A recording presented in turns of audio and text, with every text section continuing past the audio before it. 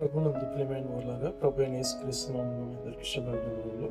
ఈ ఉదయకాలంలో కలువరి కృపాసనం ఎదుగును నాకు అందించుచున్నాను. మొదటి రాజుల గ్రంథం 7వ అధ్యాయము మొదటి 12 వచనంలో చూసుకున్నప్పుడు సొలొమోను 13 సంవత్సరంలో తన నగరాన్ని కట్టించిన విధానాన్ని ఇక్కడ రాయబడినట్లు చూస్తాం. లెబానోను అరణ్యపు నగరం ఆయన కట్టించి దానిని దేవదారు తూలములతోనూ దేవదారు స్తంభముల మీద కట్టినట్లుగా చూస్తున్నాం. ప్రతి కట్టడంలోనూ ఎత్తుగల దేవదారు రాళ్ళను దేవదారు చెక్కలతో కప్పి వాటిని చక్కముగా చేసి అంతటిని కూడా దేవుని ఆలోచన చొప్పున చేసుకున్నట్లుగా ఇక్కడ మనం చూడవచ్చు.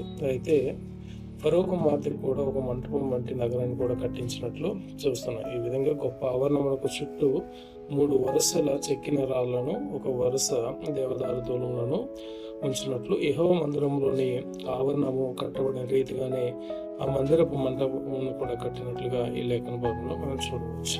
ఆమేన్.